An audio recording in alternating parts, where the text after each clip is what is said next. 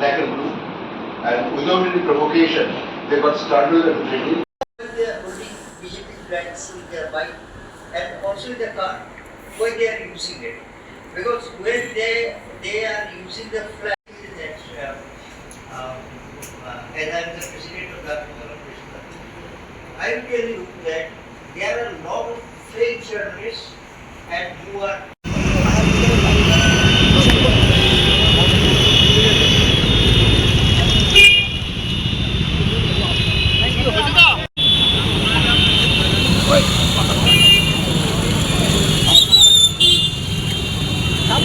সামনে একটু কষ্ট করে যান না বাস একটু দাও।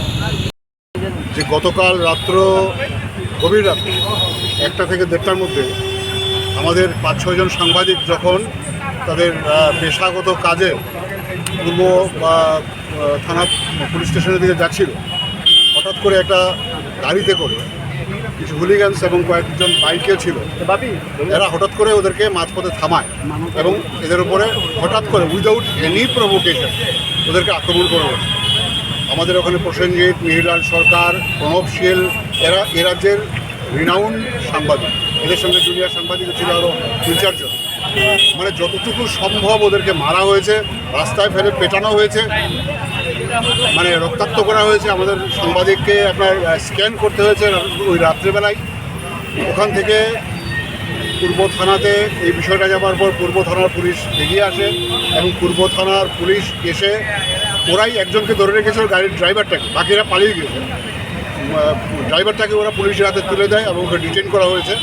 আমরা এই বিষয়টাতে ভীষণ বিক্ষুব্ধ, কারণ একের পর এক এই রাজ্যে ঘটনা ঘটে চলেছে। আপনি 3 বছর আগে এই রাজ্যে প্রতিবাদী কলম এবং দেশের কথার উপর আক্রমণ ঘটেছে, আজকে পর্যন্ত তার কোনো বিচার পাওয়া যায়নি। অ্যান্ড উইথ ফিল আমরা এটা এইমাত্র ডেপুটেশনে সেটাও বলেছি যে 3 বছর যেদিন পূর্তি হলো সেই রাত্রে তার অ্যানিভার্সারি পালন করা হলো, আমাদের আবার সাংবাদিক পিটি। So this is a regular incident of the state and regular incident of the city. তো এটার বিরুদ্ধে আমরা সমস্ত এডিটররা এবং সমস্ত জার্নালিস্টরা একত্রিত হয়েছে। আমরা আমাদের ডিজি ইন্টেলিজেন্স অনুরাগ ধানকর সাহেবের কাছে সময় চেয়ে উনি সময় দিয়েছেন, আমরা এতক্ষণ ওনার সঙ্গে কথা বলেছি, আমরা সমস্ত বিষয়টা তুলে ধরেছি। বাই দিস টাইম উনি জানিয়েছেন যে গতকাল রাত্রে যে 3 জন কালপ্রিট আমাদের যুব মোর্চার নাম নিয়ে আমাদের এই সাংবাদিকদের উপর আক্রমণ করেছে, রক্তাক্ত করেছে, পিটিয়েছে, অপমানিত করেছে, ক্যামেরা ভেঙেছে, মোবাইল ভেঙেছে, তাদেরকে গ্রেপ্তার করা হয়েছে। 3 জনকে ইতিমধ্যে গ্রেপ্তার করা হয়েছে এবং বাকিদের সার্চ করছে পুলিশ এবং ইমিডিয়েটলি ব্যবস্থা করবে। আমরা বলেছি 48 ঘন্টার মধ্যে যদি পুলিশ তার সর্বোচ্চ ব্যবস্থা এই সমস্ত ক্রিমিনালের বিরুদ্ধে না নেয়, তাহলে আমরা রাজ্য জুড়ে আবার আন্দোলনে নামব। কারণ গণতন্ত্রের 4র্থ স্তম্ভ যদি আক্রান্ত হয়, আমি মনে করি গণতন্ত্রের কোনো অস্তিত্ব কোনো রাজ্যে থাকে না। এই রাজ্যের শীর্ষে একজন অত্যন্ত স্বচ্ছ ভদ্রলোক মানুষ আছেন মুখ্যমন্ত্রী হিসাবে।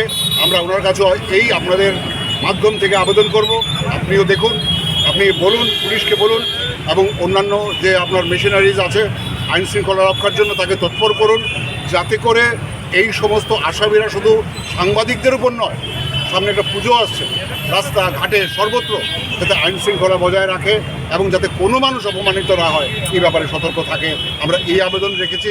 আমরা অ্যাজ এ হোল স্টেটে ডেমোক্রেসি বজায় রাখবার জন্য আমরা পুলিশ প্রধানের কাছে আবেদন রেখেছি। আমরা ডিজি সাহেবের সঙ্গেও ফোনে কথা বলেছি, উনি আউট অফ স্টেশন আসেন আজকে, উনি ফিরে এসে আমাদের সঙ্গে কথা বলবেন বলেছে। এই প্রসঙ্গে আমরা মুখ্যমন্ত্রী মহাশয়ের কাছেও আমরা এই আবেদন নিয়ে যাব এবং কথা বলবো। এটা আবেদন না বলবো না, এটা বলবো আমাদের দাবি। কারণ একের পর এক সাংবাদিক লাঞ্ছিত হচ্ছে, একের পর এক সাংবাদিক অপমানিত হচ্ছে এবং তার বিরুদ্ধে কোনো ব্যবস্থা নেই। এবং নেশার অত্যন্ত বেশি প্রাদুর্ভাবের কারণেই এই সমস্ত ঘটনাটা ঘটছে বলে, মাদকের প্রাদুর্ভাবের কারণেই ঘটনাগুলি ঘটছে বলে আমরা বিশ্বাস করি। সমূলে উৎপাদিত করবার জন্য আমরা অনুরোধ রেখে এসেছি। এখানে সব সিনিয়র সাংবাদিকরা ছিল, সিনিয়র এডিটররা ছিল, উনি আমাদের এশিওর করেছেন। আমরা আবার বসবো, এই ওনার থেকে সিদ্ধান্ত নিলাম, আমরা ওনার মতামত জানলাম এবং শুনতে পেয়েছি 3 জন অ্যারেস্ট হয়েছে। এরপর আমরা বসে তারপর আমরা পরবর্তী সিদ্ধান্ত নেব। যদি প্রয়োজন হয় আমরা রাজ্যব্যাপী আন্দোলন করবো এর বিরুদ্ধে। সানির দেব রায়ের নেতৃত্বে আমরা আজকে ডিজি সাহেবের সাথে দেখা করেছি, যিনি ভারপ্রাপ্ত ডিজি সাহেব রয়েছেন। আমাদের ত্রিপুরার অতীত ইতিহাস রয়েছে, দুজন সাংবাদিক আমাদের হত্যা হয়েছে, আমরা হারিয়েছি, আজকে পর্যন্ত কারোর বিচার হয়নি। অনেক সাংবাদিক গত 10-15 বছর আক্রান্ত হয়েছে। আমাদের প্রতিবাদী কলম পত্রিকা অফিস ভাঙচুর করা হয়েছে, একদম ধ্বংস করে দেওয়া হয়েছে, এটারও কোনো বিচার হয়নি। কালকে রাত্রে যে ঘটনা ঘটেছে আমরা স্তম্ভিত হয়ে গেছি। শহরের ব্যক্তি 4 জন সাংবাদিককে এইভাবে মারধর করা হয়েছে। আজকে আমরা এই খবর পেয়ে সকালে আমরা আজকের ফরিয়াদ পত্রিকা অফিসে আমরা বসেছিলাম, সবাই আমরা আলোচনা করেছি। করার পর আমরা আজকে ডিজি সাহেবের সাথে দেখা করেছি এবং পুলিশকে আমরা বলে দিয়েছি এরপরে যদি একটা ইনসিডেন্ট হয় আগরতলা শহরে বা সারা রাজ্যে কোথাও, আমরা কিন্তু ছেড়ে দেবো না। আজকে আমরা সবাই ছিলাম, একদম সব এডিটররা ছিল, সব সাংবাদিকরা ছিল, সব সাংবাদিক সংগঠন এখানে ছিল। আমরা বলে দিয়েছি যে একটা ইনসিডেন্টও শহরের উপরে করা যাবে না। সাংবাদিকরা, ইলেকট্রনিক চ্যানেল যারা আছে, প্রিন্টের যারা আছে, তারা অধিক রাত্র অবধি কাজ করে, অধিক রাত্র অবধি কাজ করবে তারা, যাতে ওদের যাতে কোনো ডিস্টার্ব। ডিজি সাহেব আমাদের এশিওর করেছে যে সাংবাদিকরা সারা রাত্রে যদি কাজ করে ওদের কিছু হবে না। আমরা দায়িত্ব নিয়েছি, আমরা এটা বিশ্বাস করি যে উনি এই কথা পালন রাখবেন এবং ওনার কথা যদি না হয়, আরেকটা সাংবাদিক যদি অ্যাটাক হয়, তাহলে কিন্তু আমরা সারা রাজ্যব্যাপী কিন্তু আমরা আন্দোলন করব। এটাই আজকে আমাদের প্রথম এবং শেষ কথা। That time I was the secretary of the club and I gave a deputation with 5 page. How can we combat it?